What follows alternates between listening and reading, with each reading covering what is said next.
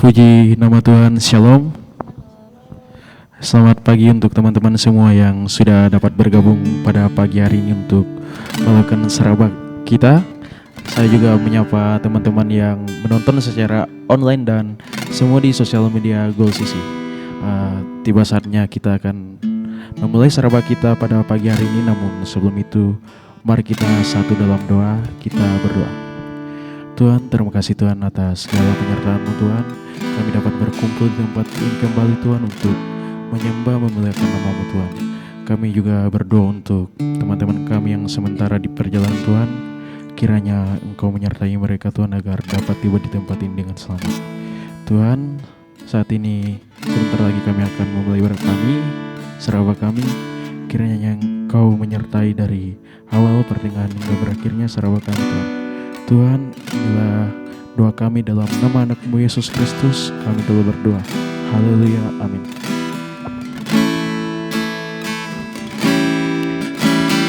Betapa dahsyat Engkau Tuhan, pencipta segala yang ada, dulu sekarang selamanya. Hanya Kau Tuhan, tak terselangi, tak terselangi pikiranmu, tak terukur panjang setiamu. Dulu sekarang sampai selamanya. Hanya Engkau Tuhan, ku sembah Engkau Yesus. Hanya Engkau Allah di hidupku. Tiada yang lain, hanya Kau, hanya Engkau Tuhan. Selamanya Kau tetap Allah, walau dunia semua bergoncang, tak tergoyahkan Kau tetap Allah. Mari dengan iman kita angkat pujian ini dari bersama-sama.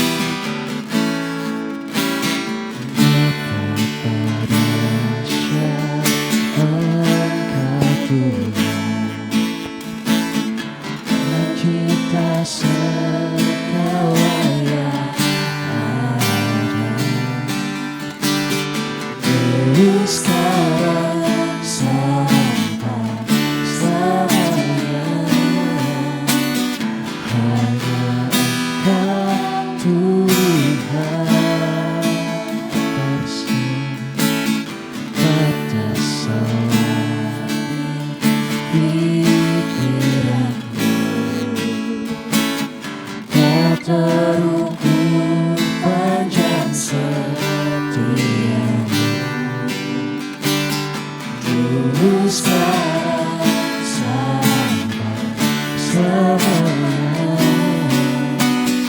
Hanya Engkau Tuhan, ku sembah Engkau Yesus. Hanya Engkau Allah di hidupku. Tiada yang lain, hanya Kau, hanya Engkau Tuhan. Selamanya Kau walau dunia semua bergoncang, tak tergoyahkan kekuatan Allah. Ku sembah Engkau Yesus, hanya Engkau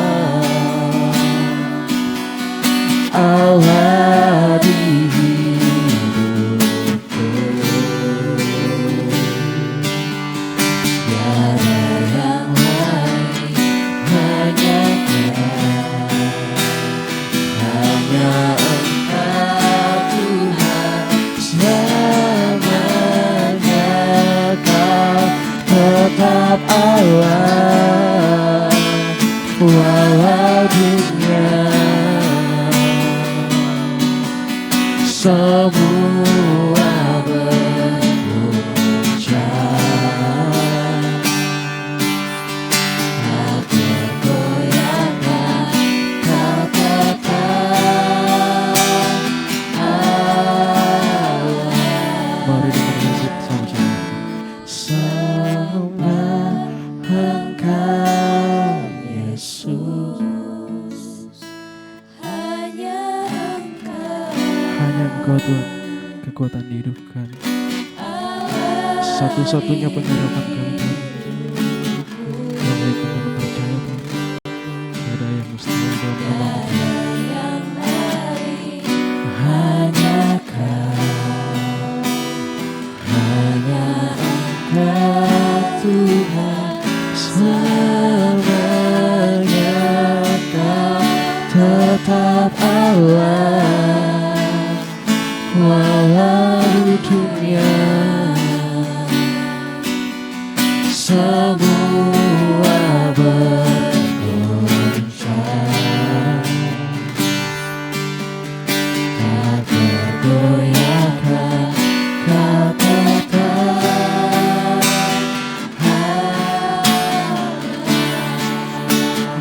Ku sembah Engkau Yesus,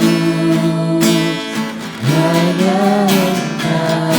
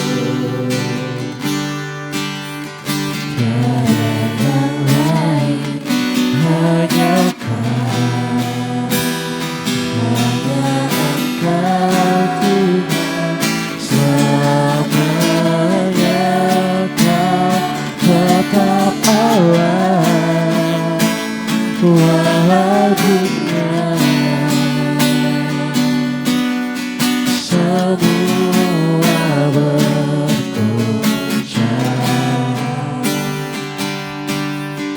tak tergoyahkan kau tetap Allah,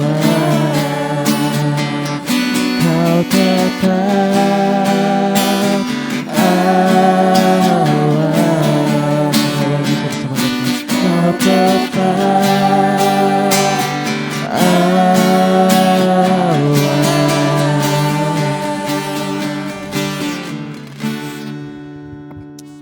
Amin Tuhan, kami percaya Engkau Tuhan yang tidak akan pernah berubah dalam hidup kami, dulu, sekarang, bahkan sampai selama-lamanya. Dan hari ini Tuhan kami rindu untuk belajar lebih lagi tentang Engkau, biar Roh Kudus-Mu membantu kami, menolong kami untuk memahami setiap firman Tuhan yang kami baca dan kami dengarkan. Biar juga firman ini tertanam, bertumbuh dalam hati kami Tuhan, dan dapat berbuah untuk hormat dan kemuliaan nama Tuhan. Berkati juga setiap telinga yang mendengarkan sharing di pagi hari ini Tuhan melalui platform apapun, biar Tuhan memberkati semuanya supaya benih-benih firman ini tertumbuh di dalam hati kami semua yang mendengarkan.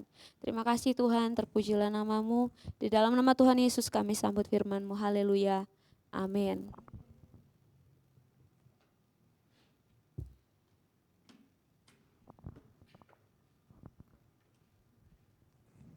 Oke, puji Tuhan, shalom. Shalom. Sekali lagi shalom. Shalom. Oke, saya percaya kita semua sudah membaca renungan kita yang telah dikirim ya di dalam grup tim pelayan. Dan saya bersyukur saya bisa bertemu dengan teman-teman semuanya. Saya melihat orang-orang yang rindu untuk belajar lebih lagi tentang firman Tuhan. Kita akan membaca sama-sama dalam pembacaan kita, yaitu 1 Timotius pasal 4 ayat yang ke-6 sampai yang ke-10. Kita akan membaca secara bergantian. Saya akan baca ayat yang ke-6, teman-teman ayat yang ke-7, lalu seterusnya di ayat yang ke-10 kita baca bersama-sama. Oke, saya mulai ayat 6. 1 Timotius 4 ayat 6. Dengan selalu mengingatkan hal-hal itu kepada saudara-saudara kita, engkau akan menjadi seorang pelayan Kristus yang baik, terdidik dalam soal-soal pokok iman kita dan ajaran sehat yang telah kita ikuti selama ini. Tetapi jauhilah tahayul dan dongeng nenek tua, latihlah dirimu beribadah. Latihan badani terbatas gunanya, tetapi ibadah itu berguna dalam segala hal karena mengandung janji, baik untuk hidup ini maupun untuk hidup yang akan datang. Perkataan ini benar dan patut diterima sepenuhnya. Sama-sama kita baca yuk, 3, 2, 1. Itulah Itulah sebabnya kita berjerih payah dan berjuang, karena kita menaruh pengharapan kita kepada Allah yang hidup, Juru Selamat semua manusia, terutama mereka yang percaya. Amin. Amin. Saya percaya setiap kita yang datang pagi hari ini sudah membaca firman Tuhan yang kita akan sharingkan bersama-sama pagi hari ini. Jadi kalau saya berikan kesempatan buat satu-satu kita menyampaikan apa yang kita dapatkan dari pembacaan ini, saya percaya kita semua sudah punya itu dari rumah. Oke, saya akan mulai dari yang bagian depan dulu. Ya, Nata, silakan Nata. Baik, shalom. Shalom. Dari bacaan kita yang saya dapatkan ini, menjadi teladan dalam iman. Di sini Paulus menasehati Timotius untuk menjadi teladan bagi orang percaya dalam perkataan, tingkah laku, kasih, kesetiaan dan kesucian. Ini adalah panggilan bagi kita semua. Terus di sini juga saya dapat kita itu harus bertekun dalam pelayanan kita, di mana di gereja ini kita diberikan masing-masing pelayanan, terutama dalam bidang kita masing-masing. Itu Tuhan kasih bukan untuk cuman sekedar pelayanan. Jadi kita harus bertekun dalam pelayanan kita. Jangan cuman kita bilang ada pelayananku baru datang ke gereja. Itu saja Kak. Oke, thank you Nata. Jadi kita bertanggung jawab dalam setiap sebagai anak-anak Tuhan ya, jangan hanya datang pada saat kita itu mau pelayanan. Kita butuh untuk terus terhubung dengan Tuhan, even kita tidak mengambil bagian dalam pelayanan di hari Minggu. Oke, thank you. Saya berikan kesempatan buat Ica. Silakan Ica. Kalau yang dari saya baca itu pada ayatnya yang ke-9 yang ayat kata yang perkataan ini benar dan patut diterima sepenuhnya itu artinya Paulus sering menggunakan frasa ini untuk menyoroti pernyataan penting dalam surat-surat pastoral. Dan apa yang mempengaruhi tubuh itu penting, tapi apa yang mempengaruhi roh itu kekal. Terus tubuh fisik adalah bagian dari penata layanan hidup kita, namun bukan prioritas. Keilahian itu sendiri adalah prioritas kita. Sekian. Oke, thank you. Jadi saya notice tadi dibilang sama Ica apa yang mempengaruhi tubuh memang penting, tapi roh itu kekal. Jadi kita harus memprioritaskan mana yang kekal, tapi tubuh juga tidak kalah penting. Jangan bilang karena kita pelayanan terus kita tidak jaga kesehatan juga salah. Oke, bagian belakang sekarang saya pindah ya. Silakan Anjas.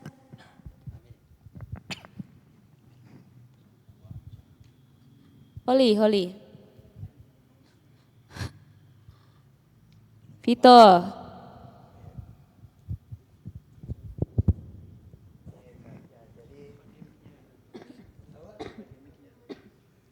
Oke, Mike. Halo. Ya. Iya.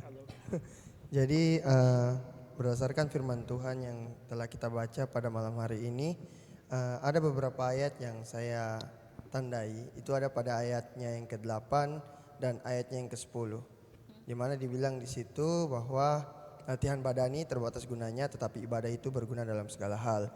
Karena ibadah itu mengandung janji.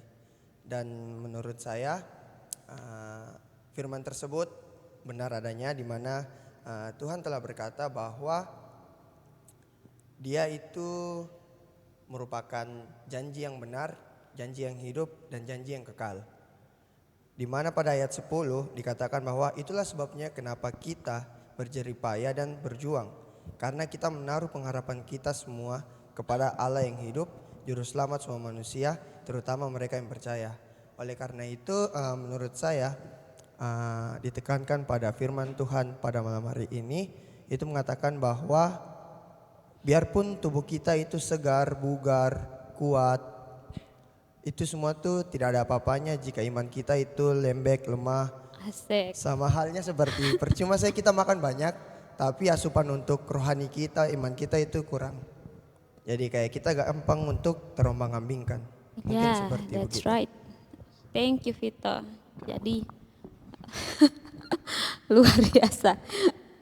Jadi kalau rohani kita sehat, kita akan berpikir dengan benar dan tentu saja kita akan terus, kita juga di dalamnya akan memikirkan tentang kesehatannya kita secara jasmani juga. Bukan berarti kalau kita itu pentingkan kesehatan rohani kita tidak menjaga kesehatan jasmani kita. Tapi di sini mau ditekankan bahwa jangan cuman perhatikan bagian luarnya. Di dalamnya kita itu ada sesuatu yang lebih penting yang berurusan dengan kekekalan.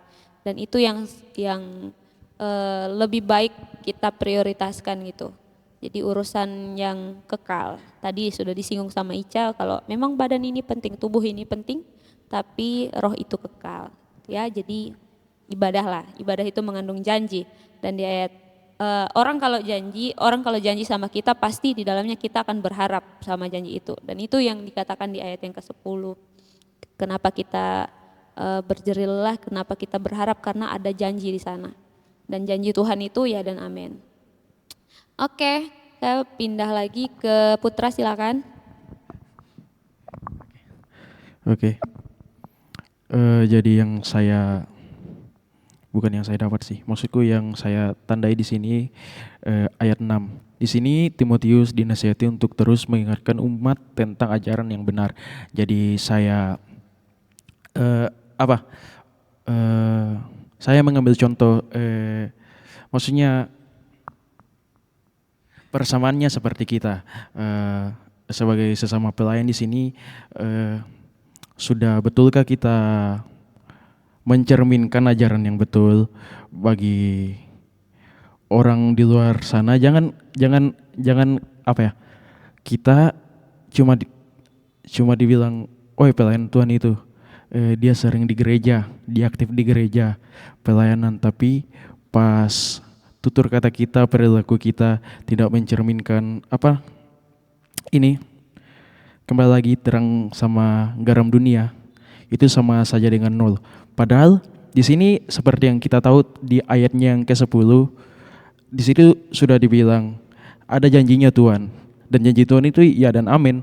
Kapan kita tidak mengikuti apa ya, ajaran Tuhan, ya menurutku kita tidak pantas untuk mengklaim janji Tuhan itu dengan cara kau melayani Tuhan dengan hati yang sungguh-sungguh. Jangan cuma dibilang, "Saya melayani cuma buat ini, dapat perhatian," bukannya dengan apa, seperti yang dibilang Kak Isra, kau melayani apa ya, cuma mau dapat perhatian tapi tidak mau kau dapat yang susahnya, yang itu yang garam sama terang.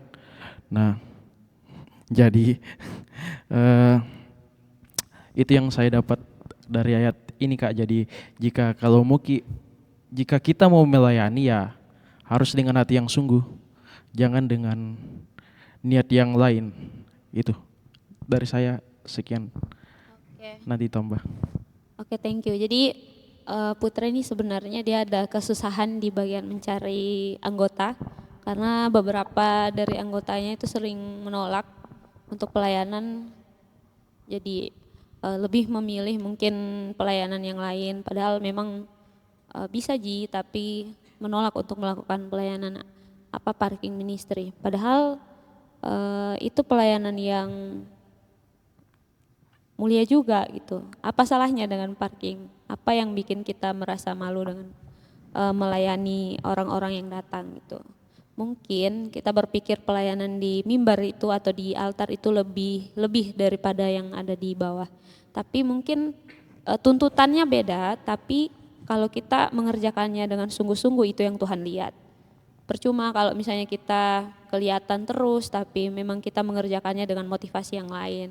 Oh, kita cuman melayani di atas karena kita suka yang kelihatan sama banyak orang, supaya kita bisa ini, bisa itu, bisa dilihat lebih banyak orang, bisa story-nya kita banyak. Kalau kita di bawah kan di parkiran, mana ada kita mau bikin story, paling foto-foto dari tim dokumentasi. Nah, tapi itu yang selalu dikatakan bahwa apapun pelayanan kita mungkin tuntutannya beda. Ada yang mungkin kita akan menjadi seperti garam, kita akan tidak terlihat seperti fungsinya garam. Dia akan berfungsi ketika tidak terlihat, dan ada kalanya kita menjadi terang yang akan dilihat oleh orang-orang. Tapi tidak apa-apa, itu Tuhan bilang memang itu kita seperti itu. Yang penting bagaimana kita melakukan itu dengan sepenuh hati. Oke, saya lanjut lagi. Amel, silakan Amel. Kasih mic dia.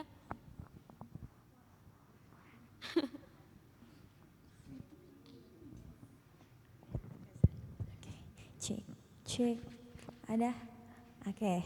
Ya, jadi Kak Vero, kalau yang Amel ambil dari ayat-ayat yang sudah kita baca, tadi juga teman-teman dan kakak-kakak sudah paparkan, bahwa dari ayat yang ke-6 sampai yang ke-10 itu berbicara tentang seorang pelayan Tuhan yang sudah mengerti firman Tuhan dan yang sudah seharusnya dia beritahukan kepada sesama yang percaya kepada Tuhan. Dan juga di sini kita dapat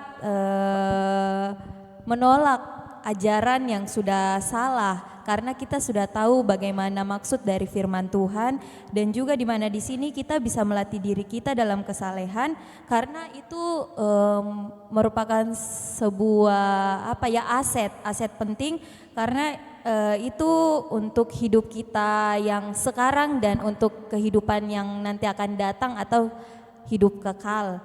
Yang juga di sini Amel dapat rema kalau kita harus tetap berjuang dengan pengharapan yang teguh kepada Allah, karena kita sudah tahu bahwa firman Allah sesuai yang tadi Kak Putra sudah bilang, ya dan amin. Jadi kita sebagai orang yang percaya harus tetap percaya dan teguh pada iman yang sudah kita buat sedari dini. Gitu. Oke, Terima thank you. kasih.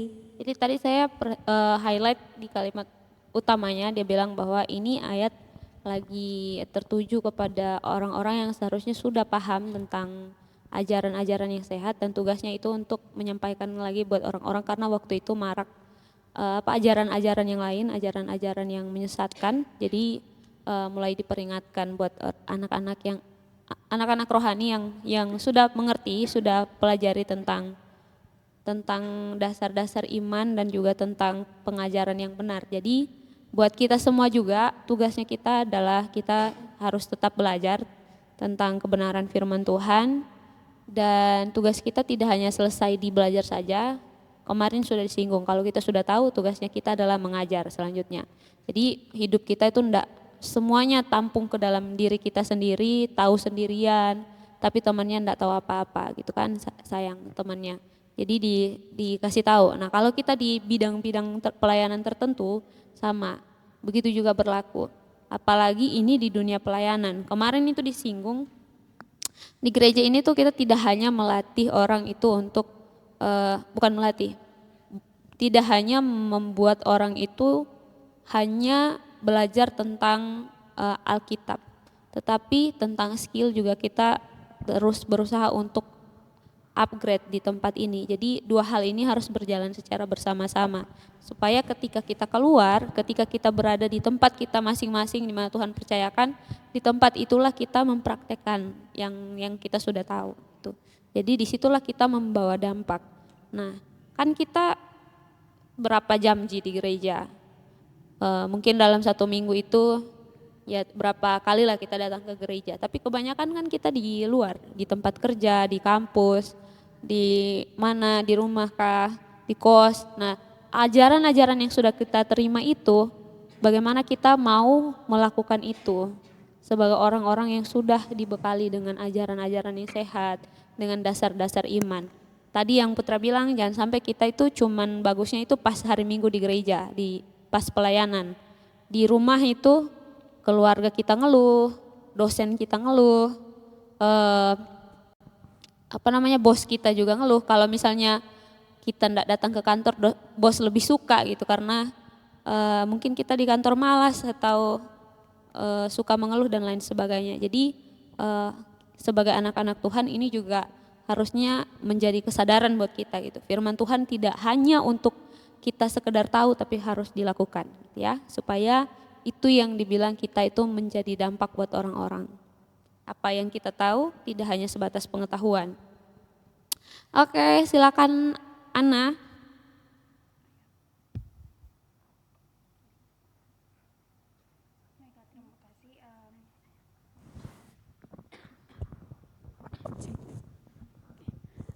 Untuk bacaan pada malam hari ini, yang saya tandai sebenarnya di ayat yang ke-7. Tetapi jauhilah tahayul dan dongeng nenek-nenek tua, latihlah dirimu beribadah. Menurut saya ayat 7 ini sebenarnya buat kita anak muda tuh kadang-kadang kadang-kadang anak muda, terutama anak-anak muda yang percaya kepada Tuhan itu di masa-masa sekarang ini tuh masih sering tidak betul-betul menjadikan ajaran Tuhan itu yang utama dalam kehidupan sehari-hari begitu. Karena mungkin kalau buat anak-anak muda itu tahayul dan dongeng nenek tua itu seperti mitos atau ajaran-ajaran yang kadang buat anak-anak muda itu sudah tidak terlalu memikirkan hal itu. Cuman menurut saya ini kalau untuk zaman sekarang itu lebih ke horoskop atau zodiak atau kartu tarot, kalau merasa hidupnya itu sudah kayak tidak ada arah gitu. Sedangkan di sini di firman Tuhan itu sangat jelas kalau dengan hal-hal seperti itu kita sebagai orang percaya itu harusnya datang kepada Tuhan dengan cara beribadah. Latihlah diri dengan beribadah. Karena di ayat 10 saja sudah jelas dengan kita berjerih payah dan berjuang, karena kita menaruh pengharapan kita tuh seharusnya kepada Tuhan Allah yang maha hidup. Yang di ayat 8 juga mengatakan bahwa ibadah itu yang lebih berguna dalam segala hal, karena mengandung janji. Karena pada akhirnya tahayul, dongeng-dongeng nenek tua atau zaman sekarang dibilang seperti zodiak, tarot, atau tes-tes lainnya yang di luar ajaran firman Tuhan, itu pada akhirnya tuh hanya rekayasa yang dibuat oleh manusia juga begitu, yang hanya untuk memenuhi kebutuhan atau keinginan daging. Tapi sebenarnya yang kita harus menjadikan sandaran bahkan dalam kehidupan sehari-hari itu adalah firman Tuhan itu sendiri gitu. Itu dari saya. Ya, benar sekali. Kalau misalnya kita lihat sekarang kan orang itu kalau misalnya kenalan apa tanggal lahirnya kapan supaya bisa tahu oh ini cocok sama ini, karakternya seperti ini. Padahal di dalam Alkitab tuh tidak tercatat hal-hal yang seperti itu. Justru kita dikatakan bahwa identitas kita itu adalah garam dan terang. Itu saja sudah menggambarkan siapa kita. Jadi sebagai anak-anak Tuhan, mari kita renungkan kembali. Mungkin ada hal-hal yang tidak berguna, yang tidak perlu kita lakukan, yang tidak perlu kita cari tahu gitu. Misalnya seperti yang tadi sudah disebutkan oleh Ana, karena kita menaruh pengharapan kita sama Tuhan. Siapa kita? Cari tahu di dalam firman Tuhan. Siapa kita? Cari tahu sama siapa yang menciptakan kita gitu.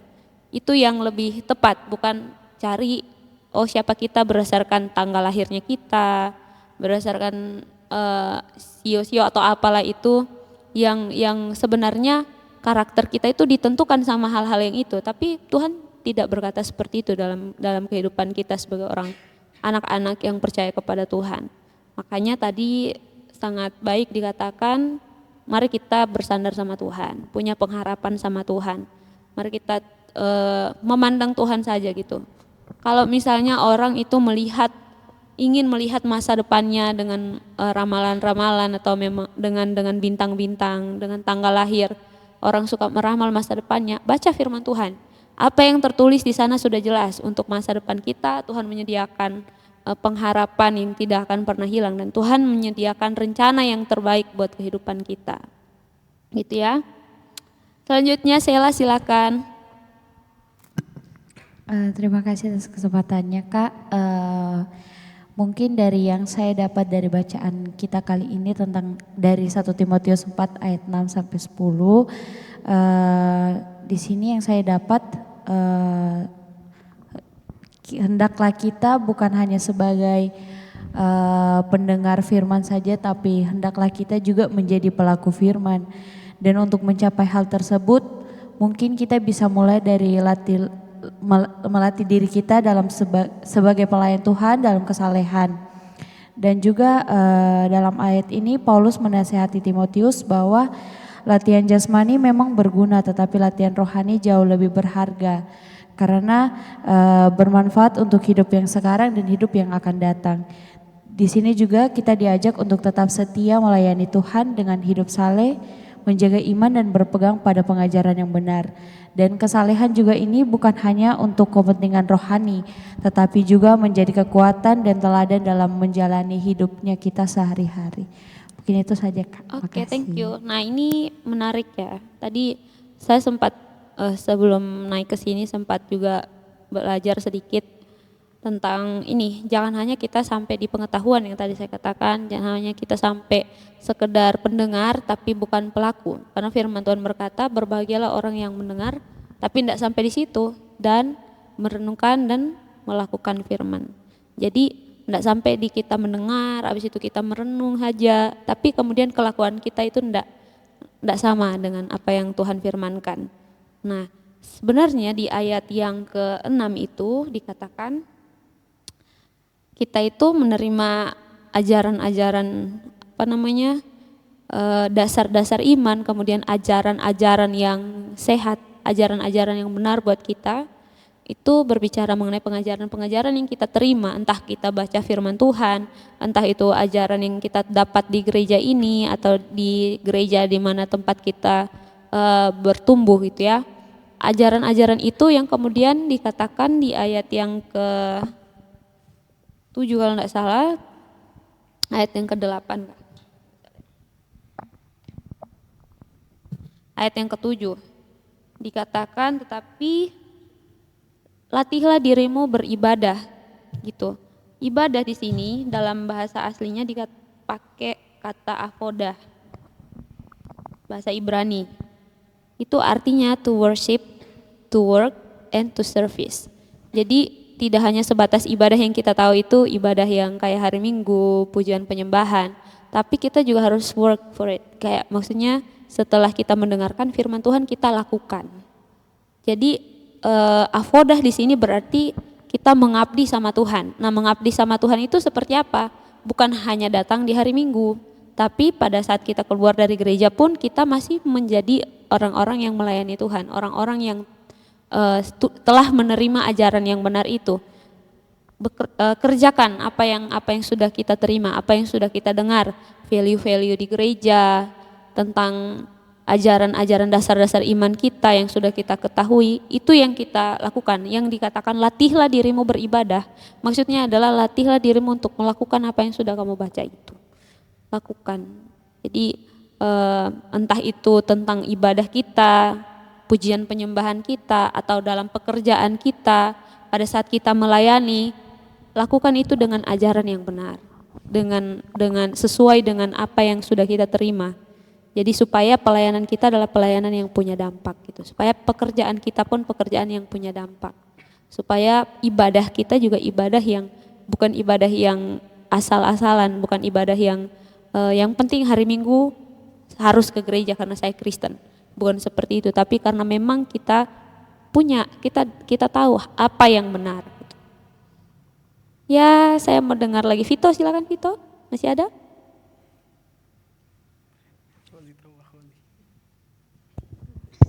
Cek. Ya. Iya. Jadi ada yang sedikit saya mau tambahkan. Luar biasa. Itu pada ayat yang ke-10. Kata-katanya itu saya garis bawahi terkait itulah sebabnya kita berjeripayah dan berjuang.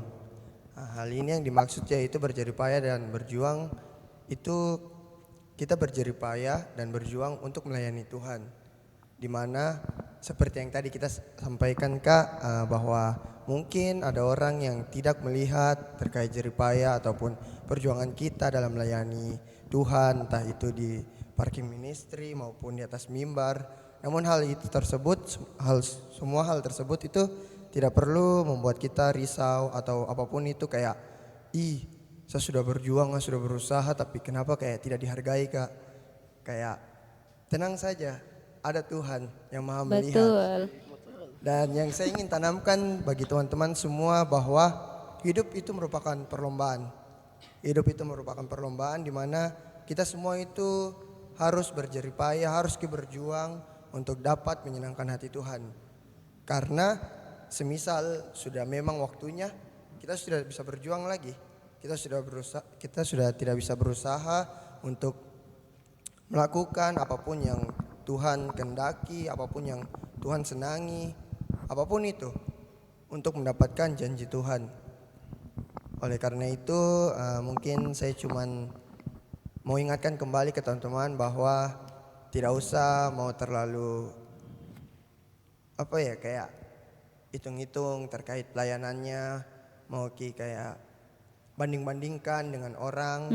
Jalani saja karena Tuhan tahu proses kita sekecil apapun itu, dan itu semua termasuk hitungan Tuhan. Dan saya ingin tekankan lagi bahwa hidup itu perlombaan. Oke. Thank you Vito. Holly, sudah dapat? Atau mau membantah atau mau menambahkan? Setuju? Setuju. Cuman, di sini mungkin sesuai dengan point of view ku saja Kak. Asik lah. Kalau dari ayat 6, 7, terus 8 itu kan sudah dibahas tadi. Kayak ya aku simpulkan saya kalau misalnya dari Kak Putra itu tadi yang ku dapati bahwa kalau kita sudah diajar, kita harus mengajar apa yang kita diajar kepada orang sekitar kita. kayak mengaplikasikan lah dalam kehidupan kita. Terus kalau yang dari ayat 7 dari Ana itu di sini memang kayak relate sih, kebanyakan kalau misalnya kita scroll TikTok memang banyak orang yang live untuk kayak baca zodiak, baca jodohmu ini itu. Nah, betul katanya Ana, kalau kita sebagai anak-anak yang percaya, kita harusnya tidak usah percaya akan hal gitu. Kita harus berpedoman ataupun berlandaskan pada ajaran firman Tuhan, bahwa ajaran firman Tuhan tuh memang lebih benar lah daripada ajaran-ajaran yang kayak ya ramalan-ramalan itu. Terus yang ayat yang ke-8, setuju juga sama yang abang bilang awalnya, kayak percuma saya kalau kita latihan fisik tapi mentalnya kita imannya kita menyek-menyek gitu, kayak ya lemah gitu. Di sini yang saya mau sampai highlight bahwa ibadah itu berguna dalam segala hal. Segala hal yang dimaksud nih sampai kekekalan hidup, sampai Tuhan datang kedua kalinya. Kalau kita hanya fokus pada latihan badani, suatu saat hal tersebut akan hilang ataupun tidak kekal. Seperti kalau misalnya kalau kita lebih fokus pada latihan yang ibadah itu, bahwa ibadah itu kayak bilangnya investasi untuk ke depan lah. Terus dan ibadah itu mengandung janji baik untuk hidup ini maupun untuk hidup yang akan datang. Janji ini sudah ada. Kenapa kita tidak fokus pada latihan ibadah? Kenapa kita lebih fokus pada latihan badani saja? Terus yang ayat ke-9 sih, yang itu perkataannya benar dan patut diterima sepenuhnya. Jadi ayat 6, 7, 8 itu perkataan tersebut tuh benar dan memang kita harus terima sepenuhnya. Terus untuk ayat ke-10 itulah sebabnya kita harus berjerih payah dan berjuang. Kakak juga bilang katanya kita berjerih payah dan berjuang dalam hal melayani, kita kayak berlomba-lomba untuk melayani Tuhan. Karena kita menaruh pengharapan kita kepada Allah yang hidup, juru selamat semua manusia, terutama mereka yang percaya. Itu sih kesimpulannya. Thank you Holly. Ya. Ya, jadi itu dia menyimpulkan apa yang tadi disampaikan oleh Putra, oleh Ana, oleh Vito. Tapi itu memang benar, karena sekali lagi kita yang sudah tahu kita harus menyampaikan kepada yang belum tahu. Itulah tugas kita ya. Dan habis itu sebagai anak-anak Tuhan, kita yang masih mungkin percaya sama zodiak, sama ramalan-ramalan, ayo kita kembali melihat buku pedoman kita sebagai orang Kristen. Jangan sampai hal-hal di luar kekristenan itu yang lebih makan tempat dalam hati dan pikiran kita. Jangan sampai kita lebih lebih percaya di dalam pikiran kita tuh, lebih percaya sama zodiak. Oh, hari ini tanggal sial di tanggal ini. Kalau buat saya, oh hari ini saya akan beruntung. Oh, tidak seperti itu. Firman Tuhan tidak pernah berkata seperti itu. Orang yang bekerja akan makan. Itu yang firman Tuhan katakan, dan Tuhan menyertai kita gitu. Jadi tidak hari ini tanggal sial, besok tanggal keberuntungan, tidak seperti itu. Dan ya, makanya kita perlu fokus pada hal-hal yang rohani. Jangan sampai kita hanya fokus pada tubuh kita, karena mungkin kelihatan ya. Jadi kalau misalnya lebih cantik, lebih ganteng itu atau lebih kekar, mungkin akan kita lebih dipuji atau orang akan tertarik sama kita. Tapi bagaimana dengan kerohaniannya kita? Apakah orang akan tertarik dengan apakah orang akan merasa diberkati dengan tingkah lakunya kita? Karena apa yang kita lakukan, maksudnya kerohanian kita itu akan berpengaruh sama perilakunya kita. Jadi kalau misalnya kita fokusnya cuman ke yang bagian luar, tidak ke bagian dalamnya, yaitu kerohaniannya kita, hati kita, pikiran kita tidak dibenarkan, kita tidak tanam dengan hal-hal yang benar, maka itu juga yang akan keluar nantinya sebagai tingkah laku kita, sebagai perilaku kita. Makanya memang mukanya ganteng, cakep, tapi orang itu risih kalau ada dekat sama dia. Entah mungkin dia suka berkata kasar, suka bohong, suka apalah segala macam. Intinya seperti itu. Itu hal-hal yang mungkin sederhana mungkin, tapi kalau dilihat lagi, apa yang lebih banyak dikasih makan, itu yang akan muncul, itu yang akan menang. Oke, Anja silakan.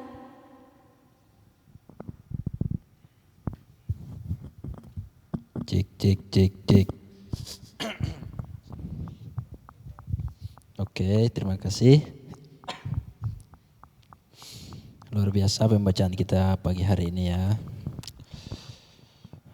membahas ibadah, dan ada beberapa poin yang saya dapat dari pelajaran kita pagi hari ini.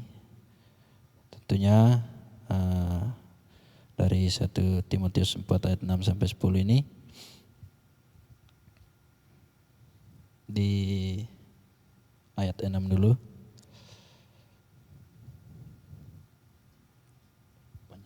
Panjang kali. Dan selalu mengingatkan hal-hal itu kepada saudara-saudara kita, engkau akan menjadi seorang pelayan Kristus, Yesus yang baik. Nah, dari pembacaan kita ini saya mengambil pelajaran. Teman-teman juga tadi sudah bahas bagaimana kita harus terus melatih diri kita untuk beribadah, tapi bukan ibadah yang kayak nggak berguna begitu, tapi dari ibadah, setiap ibadah-ibadah yang kita lakukan itu kita bagaimana caranya supaya kita semakin melatih iman kita untuk semakin bertumbuh di dalam Kristus. Nah, dan ada beberapa juga yang kita dapat selain melatih iman kita, di sini juga kita diajarkan bagaimana kita hidup dalam kesalehan atau hidup dalam ketaatan. Nah, karena ketaatan adalah kunci untuk memiliki kehidupan yang berguna dan mengandung janji kehidupan sekarang dan kehidupan yang akan mendatang. Jadi kalau kita semakin melatih diri kita untuk beribadah, semakin kita melatih iman kita, apa yang kita lakukan sekarang itu akan menentukan kehidupan kita di masa yang akan mendatang. Kalau kita melatih diri kita untuk beribadah, kita melatih iman kita semakin teguh di dalam Tuhan, artinya iman itu akan terus menuntun kehidupan kita untuk semakin tekun dan terus mencari Tuhan dalam kehidupan kita. Nah, di ayat 10, sorry teman-teman, gatal leherku. Di sini Tuhan mau kita, Tuhan mau supaya kita itu menjadi orang-orang yang selamat dalam Tuhan. Bahkan Tuhan ingin supaya setiap manusia menjadi selamat. Nah, Allah tidak ingin ada yang binasa, tetapi ingin semua orang datang kepadanya. Oleh sebab itu, selain kita dilatih untuk beribadah, selain kita dilatih untuk meneguhkan iman di dalam Tuhan, kita juga diajarkan bagaimana untuk memberitakan kebenaran Tuhan di mungkin di lingkungan kita, di kampus kita. Karena kita lihat sungguh masih banyak orang-orang yang belum percaya kepada Tuhan Yesus. Oleh sebab itu firman di sini mengajarkan kita bagaimana supaya kita terus menjadi penginjil-penginjil Tuhan. Kita menjadi pemberita-pemberita kebenaran firman Tuhan melalui kehidupan kita. Karena otomatis kalau kita sudah melatih diri kita beribadah, melatih iman kita, otomatis lewat kehidupan kita bisa menjadi kesaksian buat orang-orang yang ada di sekitar kita. Dan saya percaya bahwa melalui kehidupan kita akan ada orang-orang yang percaya kepada Yesus Kristus begitu. Nah, dan juga di sini ayat 10 mengatakan, itulah sebabnya kita berjerih payah dan berjuang, karena kita menaruh pengharapan kita kepada Allah yang hidup. Nah, juru selamat semua manusia, terutama mereka yang percaya. Nah, saya percaya firman ini sangat memberkati. Firman ini sangat memberkati. Karena bagaimana kita harus berjuang untuk mendapatkan keselamatan di dalam Tuhan Yesus. Melalui kehidupan kita, melalui setiap apa yang kita perbuat. Tetapi Saya percaya kita adalah orang-orang yang sudah diselamatkan melalui pengorbanan Tuhan Yesus di atas kayu salib. Artinya bahwa semua dosa yang kita lakukan di masa lalu semuanya Tuhan sudah ampuni melalui pengorbanannya. Tapi lewat semuanya itu jangan sampai kita merasa bahwa saya sudah diselamatkan, ngapain saya mau ibadah lagi, ngapain saya mau cari-cari Tuhan lagi, toh saya sudah diselamatkan kok. Tapi tidak begitu teman-teman. Kalau kita beribadah, kita melatih iman kita, artinya kita bersyukur bahwa Tuhan telah menyelamatkan kita. Itu rasa syukur kita kepada Tuhan, rasa terima kasih kita kepada Tuhan ketika kita terus melatih diri kita untuk bersekutu dengan Tuhan. Itu aja dulu, terima kasih. Oke, thank you Anjas. Jadi Anjas mau bilang bahwa kita ini semuanya ini apa yang kita lakukan, pelayanan kita itu adalah ungkapan syukur kita di hadapan Tuhan. Ibadahnya kita itu kita karena kita mengucap syukur sama apa yang Tuhan buat dalam hidup kita. Nah kemarin itu sempat juga kita diajarkan sama Kak Esra tentang kriteria sebagai seorang pelayan Tuhan yang baik ya. Bukan hanya sekedar pelayan Tuhan tapi yang baik. Pelayan Tuhan yang baik itu ada kriterianya ternyata. Kriterianya apa? Itu yang di ayat 6 bilang. Dia harus apa? Terdidik dalam soal-soal pokok iman dan ajaran sehat yang telah diikuti selama ini. Jadi yang bilang bahwa kalau misalnya kita mau jadi seorang pelayan tapi tidak mau belajar, kita sebenarnya bukan pelayan yang baik. Sebenarnya kita tidak tahu bagaimana harus melayani kalau kita tidak belajar.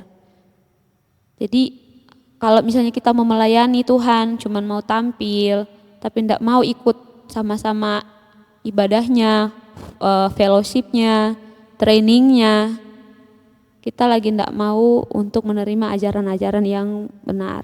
Mungkin ya, itu yang dibilang latihlah diri kita itu beribadah. Mungkin kalau secara fisik kita olahraga ya, kita gym atau apa. Tapi kalau misalnya latihlah diri kita beribadah, otot-otot rohani kita yang lagi dilatih gitu. Jadi bicara tentang apa sih ini? Kita latih otot-otot kita supaya kita tuh terbiasa. Supaya kita itu punya persiapan. Orang berlatih itu untuk apa? Untuk persiapan pertandingan. Ya supaya pada saat kita melayani Tuhan, kita melakukannya dengan ini, sudah punya persiapan, kita bisa melakukannya dengan baik. Karena kita sudah latih. Karena kita sudah mengusahakan itu.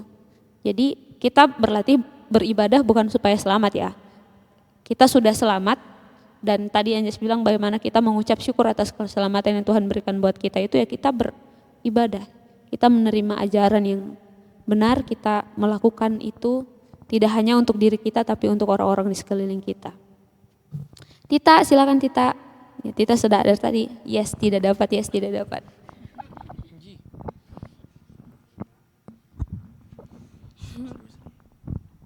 Kalau dari saya juga kurang lebih sama dengan teman-teman. Setelah sekian lama akhirnya dengar juga kata ini. Latihlah dirimu untuk beribadah. Jadi kayak kita sebagai para pelayan Tuhan juga sangat penting untuk melatih diri kita beribadah kepada Tuhan karena para pelayan Tuhan juga itu perlu untuk bertumbuh. Dan bagaimana kita bertumbuh itu dengan mendengarkan setiap firman Tuhan melalui yang disampaikan di mimbar, bahkan setiap kegiatan-kegiatan kita, fellowship kita, bahkan ground kita. Jadi kayak melalui semua itu kita bisa dibentuk, iman kita semakin bertumbuh. Dan saya juga belajar di sini tentang yang kayak maksudnya cara terbaik kita sebagai pelayan Tuhan untuk bertumbuh adalah kita mengajarkan apa yang telah kita terima dan kita pakai untuk melayani Tuhan, dan itu juga akan memberkati kita. Kayak kita mengajar atau kita memberitakan Injil, itu juga termasuk dari kita menginjili diri kita sendiri. Yep. Jadi kita bersyukur diberikan kesempatan untuk pelayanan Karena melalui semua itu kita juga dapat hikmatnya sendiri untuk terus belajar melayani Tuhan. Itu saja. Oke, thank you Tita. Nah, sekarang saya tiba-tiba pengen tahu, kira-kira kita pernah enggak menaruh value-value kita itu di luar, selain di gereja ya, tepat waktu, selain itu bertanggung jawab. Pernah enggak kita menerapkan value itu di tempat kerja, di kampus, atau di kantor atau di mana? Kalau saya jujur ya, pada waktu saya mulai kerja, saya merasa sangat value-value itu sangat membantu saya menjadi terbiasa untuk datang lebih awal, untuk bertanggung jawab sama pekerjaan, untuk mau minta maaf kalau memang saya salah, bahkan mungkin di hal-hal yang tidak secara langsung itu kesalahan saya berani untuk bertanggung jawab. Nah, value-value yang seperti itu yang saya rasa berguna buat saya dan orang lain itu akan melihat kita berbeda. Saya mau tanya pengalaman kita, mungkin ada yang punya pengalaman terkait value-value-nya kita, siapa tahu itu pernah kita alami. Putra?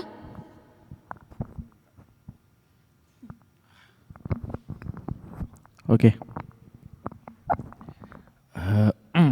Terkait value-nya kita. Ini kebetulan saya masuk sebuah klub. Saya terapkan ini di klub. Mulai dari tepat waktu, responsibility, grow up together, empathy, aktif. Kebetulan asik. Saya terapkan semua itu di klub ini. Meskipun tapi anehnya saya tidak terapkan di sesuatu yang seharusnya yang lebih penting. Bukan saya maksud klub ini tidak penting, tapi seperti yang dibilang Kak Fir tadi, value kita ini kayak kita bersyukur kita diajari value ini. Sangat berguna untuk kehidupan kita sehari-hari. Contohnya tepat waktu, dari situ kalau saya melatih saya datang lebih tepat, lebih cepat 1 jam atau 30 menit ya, itu berguna dan itu saya dapatnya di sini. Saya tidak dapat di tempat lain bilang kita diajari. Mungkin memang di sekolah kemarin kita dapat dibilang kita harus datang sebelum jam ini supaya tidak terlambat. Tapi ya namanya kita waktu itu masih sekolah ya, menye-menye kita suka membantah. Tapi puji Tuhan di tempat ini kita lebih dekat dengan value kita dan ya itu kita terapkan. Dan tadi ada sedikit mau ku sampaikan Kak, terkait terang dan garam. Nah, untuk teman-teman yang terutama Gensi ini, menurutku, mau bertanya, cukupkah kita cuma datang di gereja, dengar khotbah, baca Alkitab, itu sudah mungkin maksudku itu sudah membantu kita buat bertumbuh imannya atau stuck di situ? Mungkin bisa nanti dijawab sendiri ya. Tapi saya pribadi, ambil dari diriku sendiri, itu tidak terlalu membantu saya. Tapi pas dibilang terjun ke dunia pelayanan, dapat pemuritan, ya itu menurutku sangat penting. Maksudku iman saya meskipun dibilang teman-teman tahu lah kepribadian saya bagaimana. Maksudku pertumbuhan imanku paling lambat daripada teman-temanku di sini. Tapi dari mana kita dapat lagi gereja yang maksudku mau ajari kita value-value yang penting, ajaran begini, ada PA, ada fellowship, ada ground, makanya masuk Goal sih. Asik. Sama seperti yang dibilang tadi Anjas, kita melayani ya karena ucapan syukurnya kita. Maksudku ya memang kita dikasih free will, kebebasan mau buat apakah terserah kau. Tapi Tuhan tidak minta lebih, maksudku kita yang sadar diri sendiri. Masa kita sudah diselamatkan Tuhan di kayu salib dengan tidak sadar dirimu tidak melayani Tuhan. Mungkin tidak tahu kalau salah kata-kataku ini, tapi ya itu sih yang saya rasakan, maksudku. Kita perlu sadar diri sedikit, maksudku. Kita sudah diselamatkan begitu. Kenapa tidak mau melayani Tuhan? Cuma itu yang minta Tuhan, tapi maksudku Tuhan juga tidak gila-gila hormat, Ji. Cukup kita yang sadar diri sendiri. Dan kalau masuk ke pelayanan, dijamin pasti bakal bertumbuh. Tapi tergantung dari prospeknya masing-masing. Ada yang cepat, ada yang lambat, dan ada yang sementara stuck, contohnya saya, dan sedang diusahakan. Jadi saya mengajak teman-teman sekalian, tidak peduli kau mau muda kah, SMP, SMA, kuliah, tua, selama hatimu betul-betul mau melayani Tuhan, ya kenapa tidak? Terjun saja. Ada yang dibilang Kak Enos, contohnya Kak Enos, Kak Thomas, yang maksudku yang umur-umur yang sudah di atas masih mau melayani Tuhan. Nah, kita anak muda yang masih sehat, tidak malu, masa enggak malu enggak melayani Tuhan. Jadi ayolah guys. Oke. Sekian dari saya, Kak. Oke. Thank you Putra. Orang itu beda-beda ya. Ada yang sudah bertumbuh dulu baru melayani, ada yang bertumbuh sementara melayani gitu. Jadi beda-beda prosesnya orang. Tapi yang pasti kalau kita melayani Tuhan, kita tidak boleh melayani tanpa pengajaran yang benar, karena nanti pelayanan kita itu salah-salah gitu, lincah-lincah salah gitu. Nah, ya saya mau berpindah ke orang yang lain. Amel, mungkin ada pengalaman bersama value yang telah diterima di tempat ini. Cek. Ya, jadi kalau yang sudah kita tahu sendiri, agree itu kan ada aktif, grow up together, responsibility, empathy, dan juga ekspresif, di mana sama halnya dengan Kak Putra yang mengikuti klub, Amel juga ada berbagai organisasi di luar, dan juga Amel rasa ini value-nya kita sangat berpengaruh, karena di mana di sini kan kita kalau di organisasi atau di luar sana kan kita punya teman-teman sebaya kan itu yang tidak sama keyakinan dengan kita. Jadi di situ di mana aktif ini berperan penting dalam kita sebagai anak muda Kristen dalam menghadapi tantangan, begitu Kak. Tantangan yang ada, tantangan zaman, dan juga di situ kita bisa memupuk iman kita yang dimana kan mereka punya ajaran sendiri dan juga kita punya ajaran sendiri, tapi kita harus tetap bertanggung jawab pada iman yang sudah kita miliki, begitu Kak, dan yang sedang kita bangun.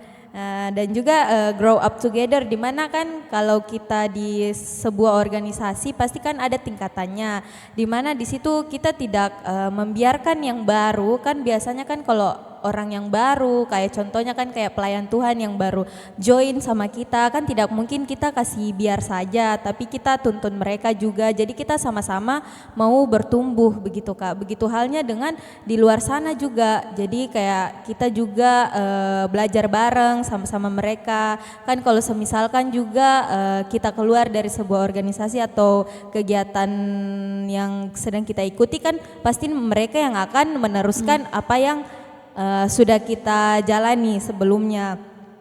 Dan juga kalau di sini dari responsibility, di mana kita punya kejujuran dan konsisten dalam melakukan sesuatu, atau mungkin masih banyak, yaitu ada kesetiaan dan penundukan diri, otoritas, itu juga kita bisa bawa di dalam kesehariannya kita, di mana kejujuran itu juga sangat penting, apalagi kan kalau anak-anak muda sekarang kan kebanyakan kan orang bilang berbohong demi kebaikan, tapi kalau kita kalau kita mengikuti dari value-nya kita itu tidak kurang bagus ya. Jadi itu bisa kita tanamkan bahwa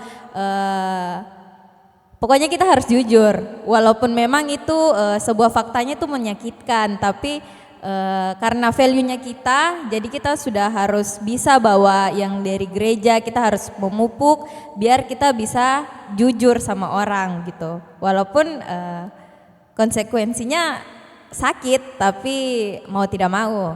Terus juga apa ya? Empati mungkin ya, kalau misalkan oh iya Kak, kalau di organisasi saya tuh dulu kita itu kalau ada orang sakit kita tidak menjenguk begitu Kak, tidak langsung lihat keadaannya, kita hanya sekedar yang kayak GWS, cepat sembuh dan sebagainya. Tapi semenjak Amel di sini di gereja GBI Oikumene, kan Amel melihat bahwa kalau ada orang sakit kita pergi penjengukan, pergi doa bareng. Nah itu Amel juga mencoba menerapkan di organisasi yang Amel ikuti atau kegiatan yang Amel ikuti, kayak macam kalau misalkan ada yang sakit, ayo kita pergi ke sana, kita lihat. Jadi itu kayak menjadi salah satu juga acuannya Amel, kayak macam ini value kayak Amel berusaha menanamkan di dirinya Amel, walaupun memang orang yang sama Amel itu tidak ya sama aliran sama Amel, cuman kayak macam ada baiknya, kan itu hal yang baik jika bukan hal yang tidak baik. Jadi ada baiknya kalau kita sama-sama belajar menerapkan ke depannya, karena kita tidak tahu bagaimana kalau kita ada di kondisi tersebut. Contoh saja kemarin ada adiknya Amel, dia sakit kan, terus Amel udah mulai tuh di organisasi bilang ayo kita terapkan kayak seperti ini, pergi menjenguk orang sakit, dan di situ Kak dia yang kayak nangis, terus kayak teman-temannya Amel yang kayak kok kamu bisa begitu punya kepikiran sampai di sana. Terus saya bilang karena saya pernah merasakan di mana posisinya saya sedang sakit, dan kayak tidak sampai di ekspektasi saya bahwa saya baru bergabung di sebuah komunitas, tapi mereka sudah merangkul saya seperti keluarga sendiri, dan saya juga mau orang lain merasakan apa yang saya rasakan. Itu sih Kak. Kalau mau dibahas banyak, pasti banyak ya, dan itu juga sangat berguna di kehidupannya kita. Cuman mungkin teman-teman di sini juga mau sharing, jadi waktu dan tempat dipersilakan. Okay. Terima kasih. Thank you Amel. Oke, siapa yang mau selanjutnya? Silakan. Ayo.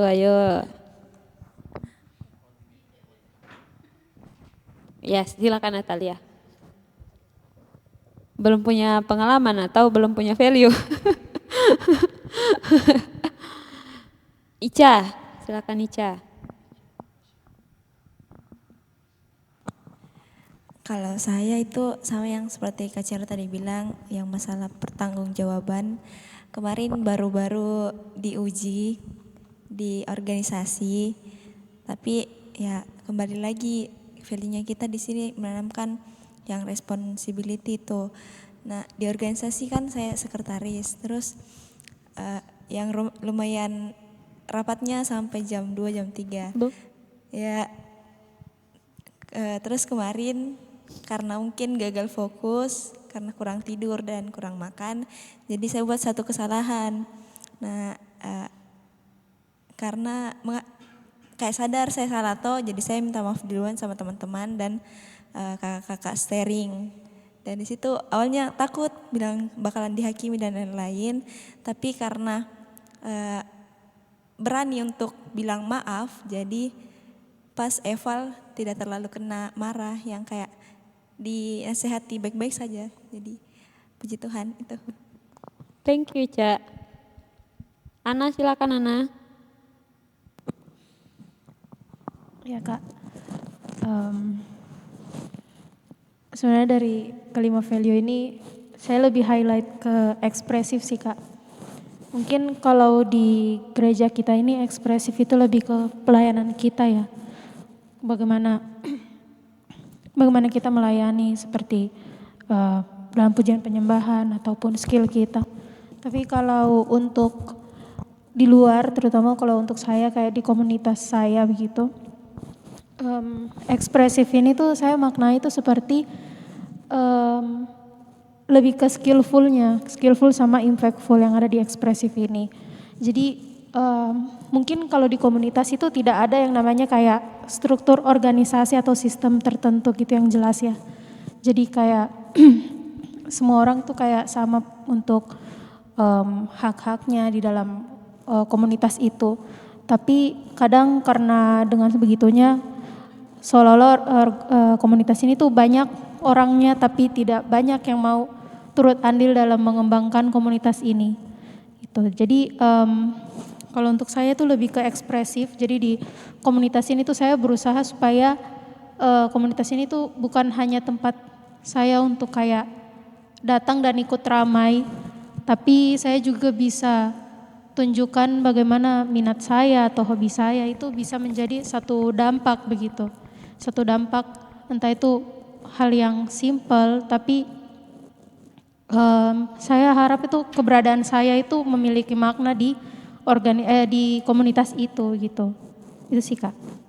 Ya, thank you. Jadi buat kita itu ternyata di dunia luar, entah itu pekerjaan, entah itu dalam komunitas di luar, skill juga perlu untuk kita kuasai gitu, perlu kita upgrade. Kalau misalnya kita melakukan apapun pekerjaan, pelayanan kita, penyembahan kita sebagai ekspresi kita untuk menyembah Tuhan, sebagai ekspresi penyembahan kita, berarti kita harus melakukan yang terbaik. Nah, bagian dari melakukan yang terbaik ini seperti apa? Kalau kita tidak tahu, kita harus cari tahu.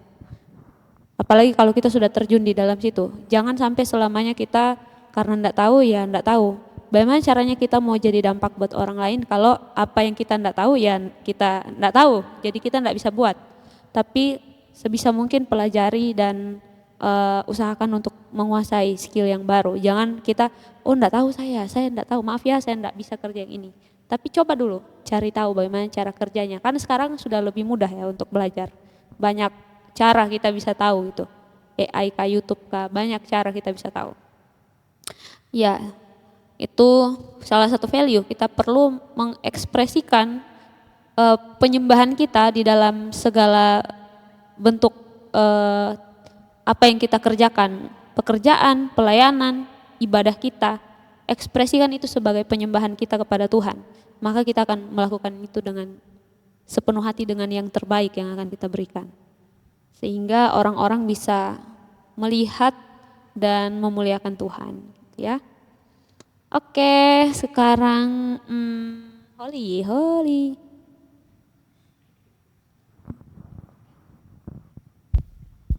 Cek. Oke. Kalau di sini yang ku dapat kayak teman-teman banyak sekali yang ikut organisasi. Kayak beda sendiri. Saya mahasiswa kupu-kupu, kuliah pulang. Tapi di sini value yang dari goal CC yang sudah diterapkan ataupun yang berdampak dalam kehidupanku tuh lebih ke yang grow up together, yang teamwork. Jadi kalau dulu sebelum ku tahu ini ada value tuh Kak, kayak kalau misalnya contohnya kayak di kampusku tuh setiap nge-lab tuh ada namanya laporan per kelompok. Tapi yang sekarang tuh semester ini laporan kelompok tapi dibuat ke laporan individu. Jadi otomatis kayak ngumpulnya sendiri aja gitu. Tapi semenjak ku pelajari lagi ini value kayak tiba-tiba berubah saya gitu, kayak jadinya saya kayak mendorong teman-teman kayak ayo begini, ada deadline-nya nih laporan, jadi kita harus kerja sama-sama, selesai sama-sama, kita mulai sama-sama, selesainya juga harus sama-sama. Setiap revisi juga kita selalu begitu. Jadi kayak yang kutanamkan sini kayak kalau saya berkembang, kalian juga harus berkembang begitu. Jadi jangan stuck di satu sisi.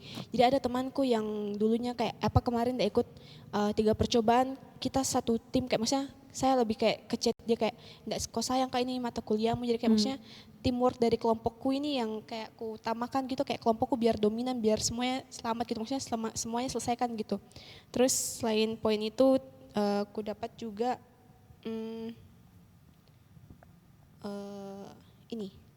empati, kepedulian.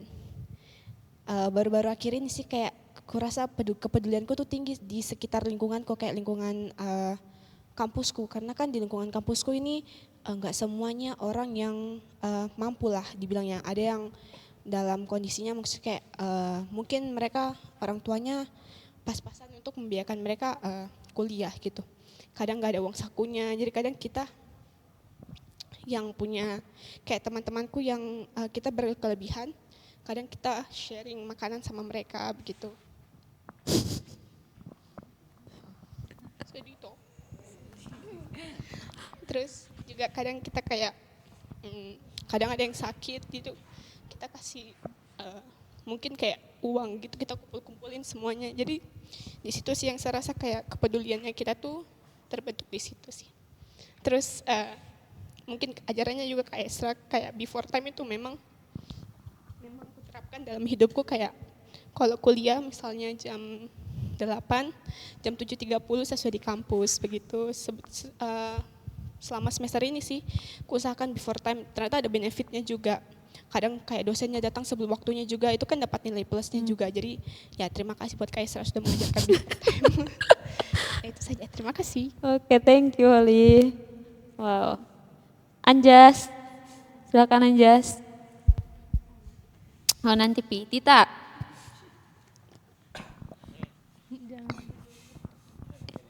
Nata. Oke, kalau saya kan di value kita itu ada 5. Terus yang saya terapkan itu di empati. Kan di empati ada di dalamnya saling melayani. Di gereja kita ini kan kalau kayak kita mau beribadah terus kayak ada teman tak yang tidak ada kendaraannya, kayak ataupun ada terus kayak kendaraannya berkendala begitu, tiba-tiba lah udah tahu Mi kenapa Mi di jalan tuh kendaraannya, terus kayak Nata minta jemput. jemput. Terus itu yang kuterapkan di temanku. Di semester 1 sampai 2 kayaknya, kan ini temanku udah ada kendaraannya. Terus dia tinggal tuh jauh sekali Kak, di Deng Tata, di sananya UNEM. Terus kan saya tinggal di Sudiang.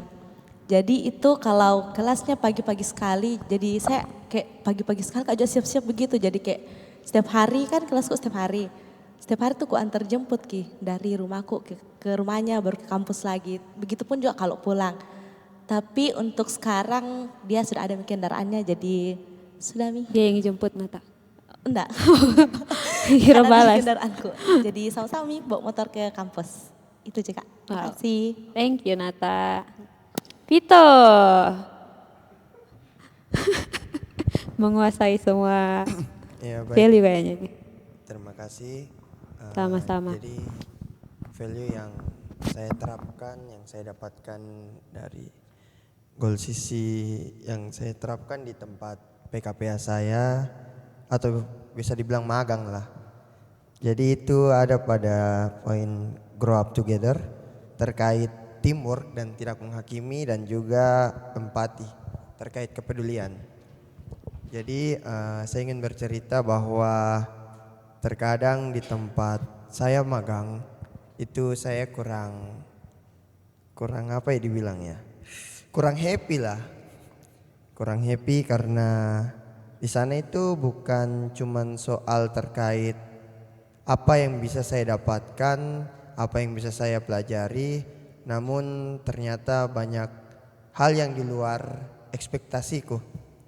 Jadi di mana saya kayak biasa di apa ya istilahnya, dibully lah, seorang Vito dibully bisanya.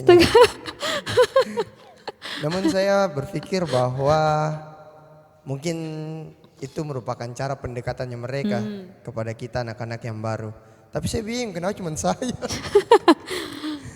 Ya jadi saya cuma berpikir bahwa ya saya tetap respect lah, respect dan tetap melakukan teamwork dan mereka walaupun dengan keadaan sakit hati, benci, dengki semua, amarah.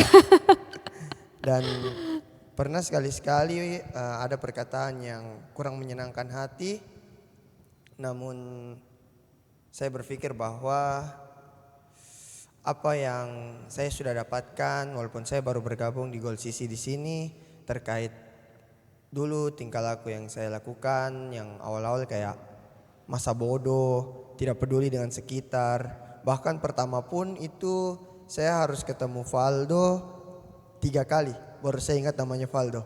Yang lainnya baru sekali-sekali tidak kuingat sama sekali. Jadi dari situ kayak muncullah poin empati soal kepedulian.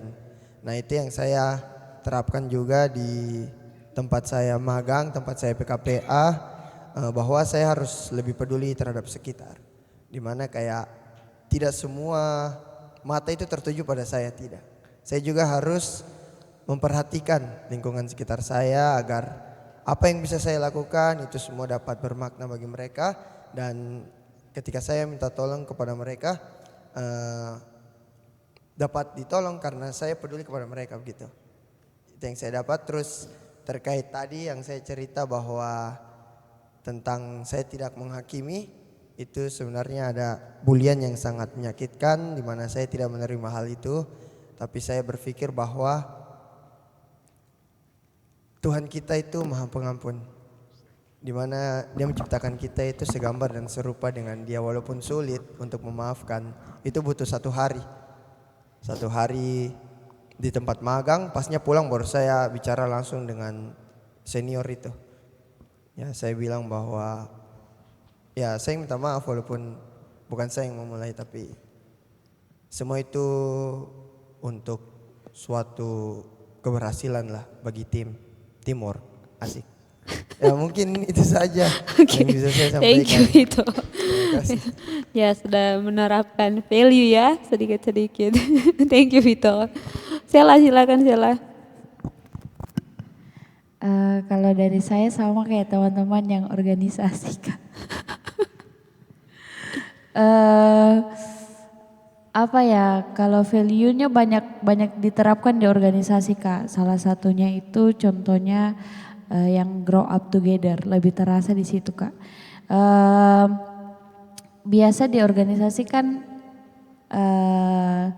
mempunyai ego yang masing-masing Kak. Terkadang pikiran saya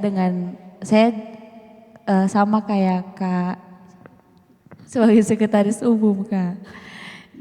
Ya sama kayak Kak Ica, sekretaris. Jadi terkadang saya punya pemikiran berbeda dengan teman saya yang satunya. Jadi saya mau itu pikirannya temanku harus sama dengan saya Kak. Tapi yaitu belajar yang grow up together karena di organisasi saya belajar untuk tidak meninggikan ego tapi merendahkan diri. Dan sama-sama untuk bertumbuh. Terus sama juga kayak akhir-akhir ini kan lagi sementara menyusun Kak.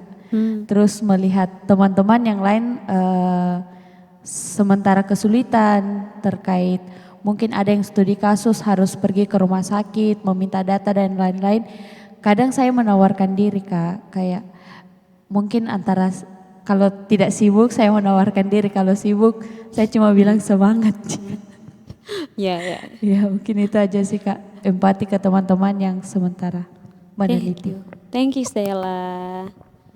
Ada lagi yang saya lewatkan? Tita, silakan Tita. Waktunya. Belum. Astaga. Kalau saya sih banyak belajar dari value-value, tapi yang saya pelajari, yang saya sudah ini belajar bertanggung jawab untuk tugas yang sudah dipercayakan. Karena awal-awalnya itu yang kayak dikasih kepercayaan, kayak dilakukan saja, kayak dilakukan aja tapi tanpa ini, tapi dari kesini kayak belajar untuk melakukan setiap tanggung jawab yang sudah dipercayakan. Kemudian tentang saling melayani juga pada teman-teman. Thank you Tita. Thank you. Ya Anjas, silakan Anjas. Belum.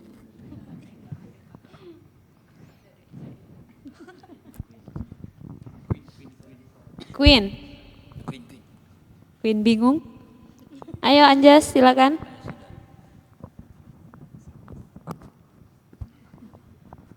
Ya, sadarkah teman-teman dari semua yang kita sharingkan tadi itu bahwa semua value yang kita terapkan itu bukan kita sendirian. Ada orang yang kita samai begitu. Di luar itu kita tidak sendirian, kita sama-sama dengan orang lain. Nah disitulah bagaimana kita itu membawa dampak buat orang. Itulah yang dikatakan bahwa ajaran yang kita terima itu kita praktekkan di tempatnya kita masing-masing. Jadi itu yang dibilang ada dampaknya. Kita tuh jadi pembeda. Kalau orang dunia mungkin yang belum menerima value atau mungkin ya telat itu hal yang biasa. Kalau di Makassar kah, di Indonesia kah, molor itu hal yang sangat normal. Tapi ternyata tidak seperti itu. Kita diajarkan untuk menghargai juga waktu orang lain. Apa yang berharga buat kita, berharga juga buat orang lain. Jadi kalau dunia bilang, oh nanti kita molor jam 15 menit. Biasalah itu kan kita memang sudah biasa telat. Tapi tidak seperti itu. Makanya kalau setiap ada acara yang mengundang kita terus mereka telat mulainya, kita mulai gelisah. Kita ini yang sebagai undangan kita yang gelisah. Kenapa ini telat mulainya begini-begini? Nah, karena memang berbeda nilainya, itulah nilai menjadi pembeda antara kita dengan orang lain yang belum punya nilai. Dan itulah kenapa kita ada di kampus kita, di tempat magang, di kantor, di rumah sakit kah, di mana kita berada. Itulah yang perlu kita lakukan. Tugasnya kita itu yang kita perlu kerjakan. Enggak perlu yang misalnya, oh saya harus menjadi kaya untuk memberkati orang lain. Tapi dengan hal-hal yang seperti itu, menerapkan nilai itu dalam kenyataan hidup kita, itu bisa memberkati orang. Cuman dengan peduli kayak, kok sudah makan atau belum? Kok mau ke kampus, ada di kendaraan kah? Begitu-begitu. Hal-hal yang sepele, kok paham sih tadi yang dijelaskan kah? Bisa kita terapkan dengan hal-hal yang seperti itu. Jadi buat kita semua, kita melayani itu harus punya isi, harus punya nilai. Jadi kita tahu apa yang akan kita kerjakan. Makanya sebelum pelayanan ada pertemuan dulu, menjelaskan, kita kasih dulu visi, kita kasih dulu misi, kita kasih dulu value di tempat ini supaya ketika orang melayani dia tahu gitu apa yang kita lakukan di tempat ini. Dan itu semua tidak hanya terjadi di tempat ini, itu juga tugas kita ketika kita berada di luar, karena orang luar tidak tahu hal-hal yang itu. Mungkin mereka kurang peka dengan hal-hal yang sederhana itu, tapi jelas-jelas itu berguna sebenarnya. Entah itu empati kita, entah itu tanggung jawab, entah itu kita mau aktif kayak tadi, atau kita punya responsibility ya, tanggung jawab dan lain sebagainya, itu sangat bermanfaat buat kita. Nah makanya itu kita dapat kalau kita apa? Kalau kita beribadah. Kalau kita beribadah, kita menemukan semuanya itu. Makanya ya dikatakan latih dirimu. Latih itu berarti kita harus berusaha, kita harus melawan rasa malasnya kita untuk melakukan itu. Rasa ngantuknya kita, rasa malasnya kita, magernya kita untuk datang ke gereja, untuk datang ke ground, untuk datang ke pertemuan-pertemuan ibadah. Karena yang tadi firman Tuhan bilang, ibadah itu berguna dalam segala hal. Itu benar-benar berguna. Jadi jangan samakan kayak, sama Ji, saya sama yang rajin-rajin ke gereja ternyata sama Ji. Belum tentu. Dia sudah menerima value yang baru, kita belum. Jadi menurut saya rugi kalau misalnya kita kehilangan kekurangan satu value yang orang lain sudah punya gitu. Saya percaya kita merasa beruntung, kita merasa bahwa value-value yang kita dapatkan itu bermanfaat buat kehidupan kita dan juga itu bisa membantu orang lain. Kita bisa membawa dampak dimanapun kita berada. Oke, ada lagi yang ingin sharing teman-teman? Ada yang ingin menambahkan, ada ingin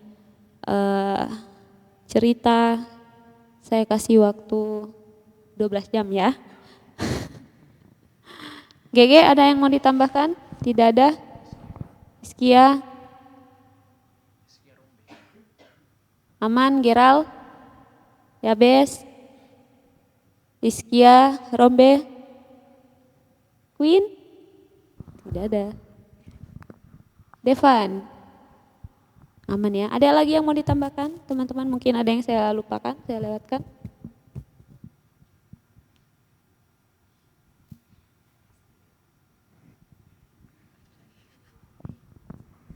Nah itu dia ya, jadi apa yang kita tahu di tempat ini kita lakukan, tapi tidak hanya di gereja saja kita kelihatan baik. Kalau di gereja kita pelayanan, begitu rupa, sangat cantik, kelakuan kita jaga baik-baik, jangan sampai kita dilihat pelayanannya kurang maksimal, perkataan kita lemah lembut, kita sapa orang dengan sangat ramah, kita kasih senyum, kita salami orang shalom, begini bla bla bla, apa kabar dan lain sebagainya. Tapi ketika kita di luar beda nih, kayak pas kita keluar dari pintu gereja sudah beda nih. Apa yang kita lakukan, kita masih melakukan hal-hal yang aneh-aneh gitu, yang tidak kita lakukan di gereja. Kenapa tidak kita lakukan hal yang sama di luar? Berikan pelayanan yang baik, senyum sama orang, ramah sama orang, responsibility-nya, ya. Jadi kan kita datang ke gereja yang tadi saya sudah bilang cuma 2 jam kadang, 1,5 jam kadang. Tapi di luar waktunya kita lebih banyak. Jangan sampai kita ini terpengaruh sama yang justru di luar daripada yang di dalam sini. Karena kan lebih banyak waktu di luar gitu. Pengaruhnya lebih kuat. Jadi kita perlu untuk datang ke gereja lagi, belajar lagi. Untuk recharge lagi. Gitu ya. Oke, ada lagi yang ingin share? Jadi mulailah pelayanan kita dengan ajaran-ajaran yang benar, dengan kita perlu menambah pengetahuan di dalam iman kita, supaya kita tahu bagaimana kita melakukan segala sesuatu yang berkenan sama Tuhan. Tapi jelas-jelas kalau dengan kekuatan kita sendiri kita tidak mampu. Kita perlu Roh Kudus. Roh Kudus itu bukan hanya menolong kita melakukan apa yang baik, tapi dia yang akan mengingatkan kita kalau kita salah. Jadi kalau kita misalnya melewatkan salah satu hal, Roh Kudus akan mengingatkan kita dengan firman Tuhan. Jadi selain kita butuh Roh Kudus, kita perlu lagi baca Alkitab, perlu lagi dengar firman. Karena Roh Kudus bagiannya mengingatkan, kalau mengingatkan berarti kita sudah pernah tahu. Nah bagaimana caranya Roh Kudus mau kasih ingat kalau kita tidak pernah tahu sebenarnya ya. Jadi baca Alkitab, terus rajin-rajin datang persekutuan, berinteraksi dengan sesama kita supaya api kita itu tetap menyala istilahnya, supaya kita tetap punya semangat gitu. Kalau sendiri kan mungkin bisa-bisa kita loyo-loyo sendiri, tapi kalau punya teman itu kayak semangat untuk melayani, semangat untuk datang ke gereja gitu. Makanya cari teman, cari komunitas, dan latih diri untuk terus beribadah. Oke, Tuhan Yesus memberkati. Kita akan tutup saraba kita dengan doa. Mari kita tundukkan kepala, kita berdoa. Terima kasih Bapa yang baik, segala puji, syukur, hormat dan kemuliaan hanya bagi-Mu. Kami mengucap syukur kalau hari ini kami sama-sama belajar menjadi seorang pelayan yang baik. Kami perlu untuk menerima ajaran-ajaran yang sehat. Kami perlu untuk dibekali dengan dasar-dasar iman yang sesuai dengan apa yang Tuhan mau, supaya kami bisa menjadi dampak ketika kami keluar, ketika Tuhan tempatkan kami di tempat kerja kami, di tempat kuliah kami, di mana saja Tuhan tempatkan kami menjadi berkat untuk orang-orang di sekeliling kami. Kami terus membawa hati kami yang mau melayani Tuhan dimanapun kami berada. Tuhan terima kasih, dan biarlah Tuhan setiap sharing kami hari ini tidak berlalu begitu saja. Kami mengucap syukur juga buat value yang telah Tuhan tanamkan dalam hidup kami, yaitu sangat berguna bagi kehidupan kami dalam keseharian kami. Dan biarlah Tuhan Yesus terus bukakan setiap apa yang menjadi kerinduan Tuhan untuk kami lakukan, baik itu secara pribadi kami maupun dalam komunitas kami GoalCC, bahkan di gereja kami GBI Oikumene ini. Tuhan berkati gembala kami Tuhan, baik itu Ibu Margareta, maupun Kak Esra bersama dengan Kak Debbie, juga Pastor Peter dan Kak Glory, bahkan anak-anak mereka semuanya Tuhan yang menolong, memberkati kehidupan mereka, pribadi bahkan keluarga, pekerjaan mereka, pelayanan mereka terus ditolong oleh Tuhan. Terima kasih Bapak yang baik, kami mau berdoa juga buat setiap telinga-telinga yang mendengarkan firman Tuhan pada saat ini. Biarlah Tuhan Yesus juga memberkati. Kami percaya kuasa Tuhan, kasih Tuhan, dan hadirat Tuhan tidak terbatas ruang dan waktu. Oleh sebab itu biarlah Tuhan Yesus berbicara juga buat setiap kami yang mendengarkan, supaya kami terus mau untuk menanamkan nilai-nilai kebenaran firman Tuhan dalam kehidupan kami. Kami meresponi dengan cara yang benar dan kami mau melakukan itu dalam kehidupan kami hari lepas hari. Terima kasih Bapa, kami berdoa biar Tuhan memberkati juga para pelayan-Mu yang ambil bagian di pagi hari ini. Apapun bentuk pelayanannya, Tuhan yang memberkati, kembalikan kekuatan, sukacita yang daripada Tuhan. Terima kasih Bapak yang baik, seluruh aktivitas kami selanjutnya kami tetap serahkan dalam tangan Tuhan. Kegiatan gereja kami, rencana kami di gereja ini juga kami serahkan dalam tangan Tuhan. Terpujilah nama Bapa, ampuni kami kalau ada yang salah dalam perkataan kami, dalam pemahaman kami, cara berpikir kami Tuhan. Dan biarlah kebenaran firman Tuhan yang memurnikan kami kembali, Roh Kudus yang membantu kami untuk memahami setiap firman Tuhan yang kami baca, yang kami dengarkan. Terima kasih Bapak yang baik, kami mengucap syukur dan kami mau tutup sarapan pagi bersama ini di dalam nama Tuhan Yesus. Haleluya, amin. Tuhan Yesus memberkati kita semua.